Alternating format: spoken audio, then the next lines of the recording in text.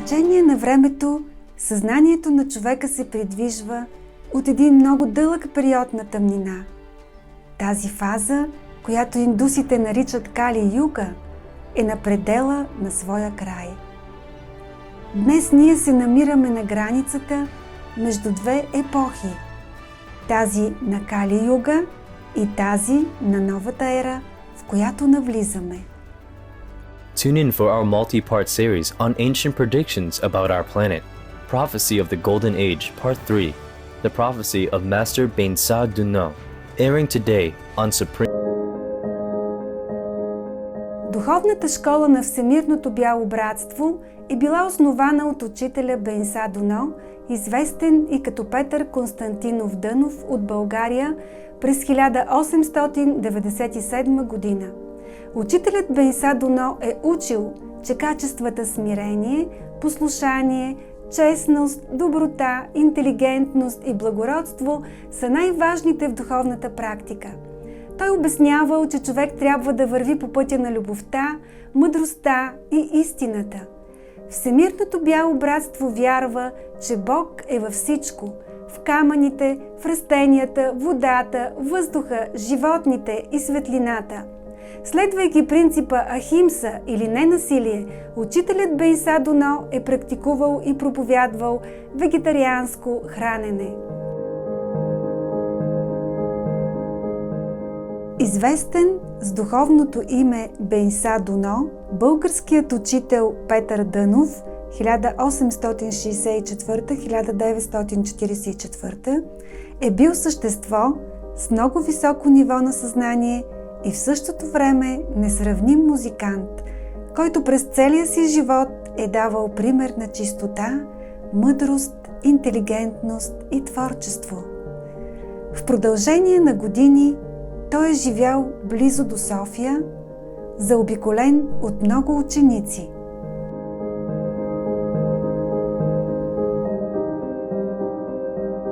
Със своето сияние е събудил духовността на хиляди души в България, както и в останалата част на Европа.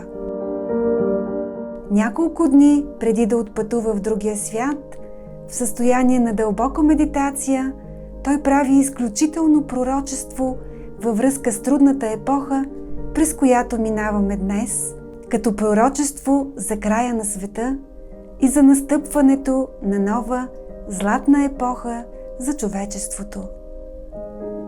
Следва това дълбоко вълнуващо завещание. То е актуално и така живо, че трудно да повярваме, че тези думи са били произнесени преди повече от 60 години. С течение на времето съзнанието на човека се придвижва от един много дълъг период на тъмнина. Тази фаза, която индусите наричат Кали-юга, е на предела на своя край. Днес ние се намираме на границата между две епохи. Тази на Кали-юга и тази на новата ера, в която навлизаме. Постепенното подобрение вече се усеща в мислите, чувствата и действията на хората и скоро всички ще бъдат покорени от Божествения огън, който ще пречисти хората и ще ги подготви за новата епоха. Така те ще се издигнат до най-високото ниво на съзнание, необходимо за навлизането в този живот. Това е, което някои разбират като възнесение Господне. Ще минат няколко десетилетия преди огънят да дойде и да преобрази света чрез въвеждането на нови морални устои. Тази огромна вълна идва от космическото пространство и ще залее цялата Земя. Всички, които се опитват да се противопоставят, ще бъдат отделени и прехвърлени другаде. Въпреки, че не всички хора на Земята се намират на еднакво еволюционно развитие, новата вълна ще бъде усетена от всички. Тази трансформация не се отнася само за Земята, а за цялата Вселена. Най-доброто и единствено нещо, което хората могат да направят, е да се обърнат към Бог. Pray to God, remember God. Protect yourself from harm and protect others from harm by being good, being gentle, being compassionate. Always the same. Every Bible tells you that. I'm only talking to you guys because you know what I tell is the truth. And you benefit from it. We all should try to go more inward, focus more on spiritual connection with the divine within. Ask for forgiveness from heaven. Be more compassionate, more humble, more grateful to the mercy of heaven. Да подобрят себе си и съзнателно да издигнат вибрационното си ниво, така че да намерят хармония, когато се потопят в мощната вълна. Огънят, за който говоря, който ще придружава новите условия на нашата планета, ще подмлади, пречисти и нареди всичко. Материята ще стане по-финна, сърцата на хората ще бъдат освободени от мъката, проблемите и неувереността и ще засияят. Мислите и чувствата ще се подобрят и повишат. Всичко отрицателно ще се погълне и унищожи.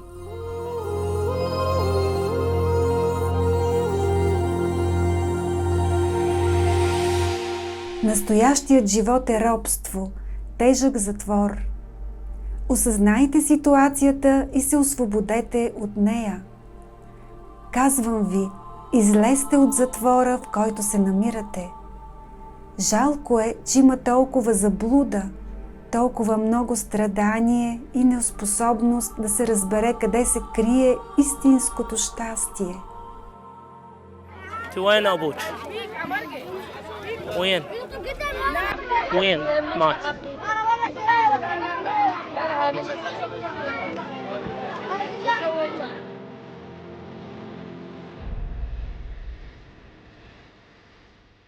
Всичко, което ви заобикаля, скоро ще се срине и изчезне. Нищо няма да остане от тази изкривена цивилизация. Земята ще се разтресе и ще изтрие тази погрешна култура, която държи хората в невежество.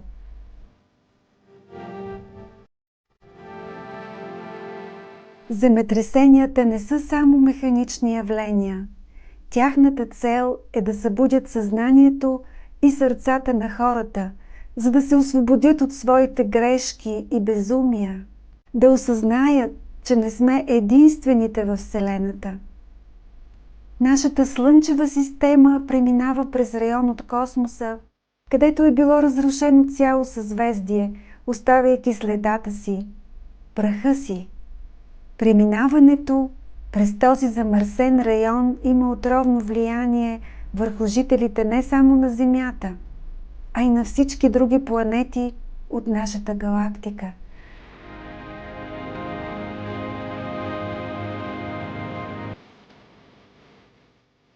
Само Слънцата не са засегнати от тази враждебна среда. Този район се нарича 13-та зона, известна още като зоната на противоречията. Нашата планета се намира в тази зона от хиляди години, но вече се приближаваме към изхода на това пространство на тъмнината. Ние сме на границата на по-духовните райони, където живеят по-развити същества.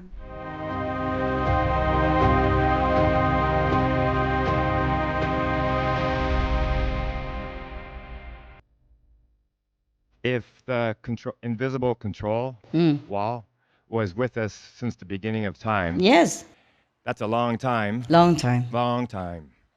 And now you've just taken care of it, destroyed it. The God smashed it. Земята вече е в едно възходящо движение и всеки трябва да се хармонизира с вибрациите на възнесението. Онези, които не направят това, ще загубят благата, които осигурява издигането. Те ще останат назад в еволюцията и ще трябва да изчакат десетки милиони години преди идването на новата възходяща вълна. By the way, if you understood, then it's good, okay? If you don't understand, just enjoy the energy, enjoy the feeling that you know that something changed drastically for the planet, despite all the things that we have seen, which is not so positive, but it's much better now. It changed so much that we have to change with it, otherwise we will be discarded. And it will take many aeons until you have this chance again to bath in such sublime energy, supreme blessing that came from not just original universe, even beyond. Yeah. So it is a chance of a very many aeons to get one, because it's not always necessary to bring down such tremendous energy to this world. Understand that? Masters comes and goes, but it's not always necessary to do such thing.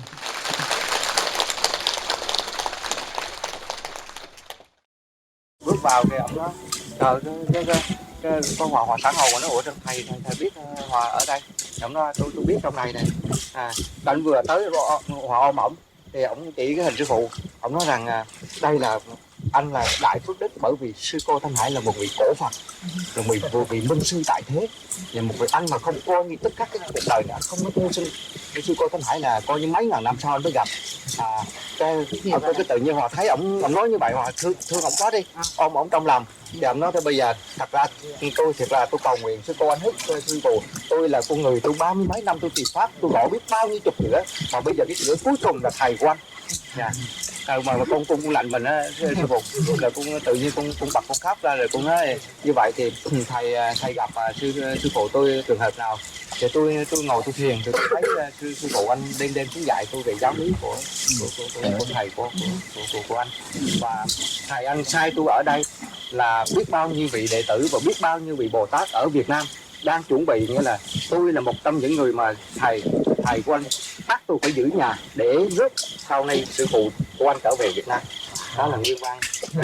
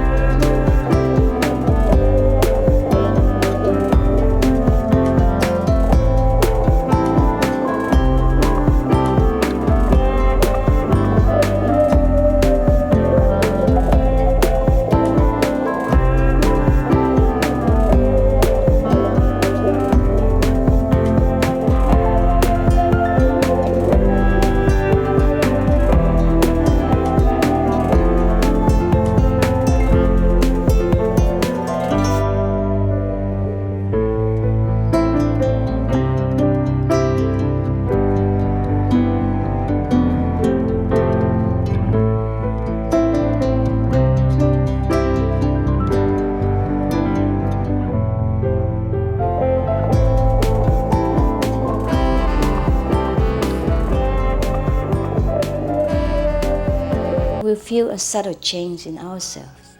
More love will be pouring into our consciousness, and we will be aware of something.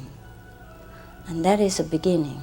We are here to learn to grow, as well as to learn to use our power, our limitless power of love and creativity, in order to make a better world wherever we happen to be. The peace and love that we most often talk about and seek, we have within ourselves. She brings love around the world where there is hate. She brings hope where there is despair. And she brings understanding where there is misunderstanding. She is the light of a great person, an angel of mercy for all of us. If we had somebody like her in every country in the world, we'd have eternal peace, eternal love, and we'd all have the good life. God bless you.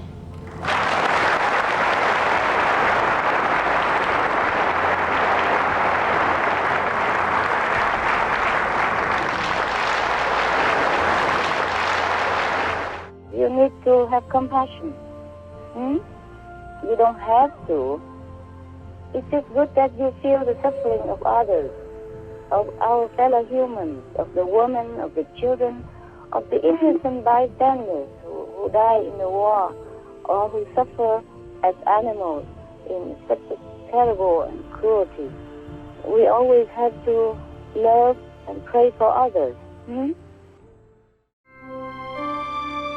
I dream that all the world will become peaceful. I dream that all the killing will stop. I dream that all the children will walk in peace and harmony. I dream that all the nations shake hands with each other, protect each other, and help each other. I dream that our beautiful planet will not be destroyed. It takes billion, trillions of years to produce this planet, and it's so beautiful, so wonderful. I dream that it will continue, but in peace, beauty, and love.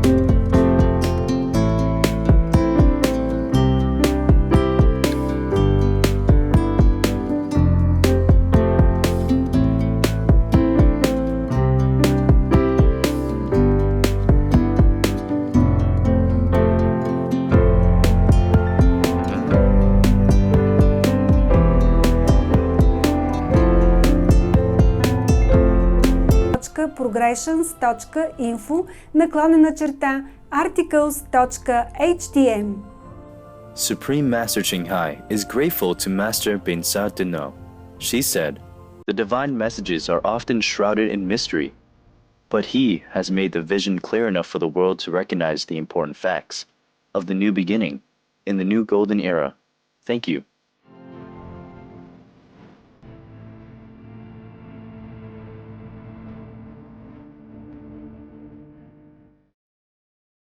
Благодарим ви, че гледахте днешния епизод.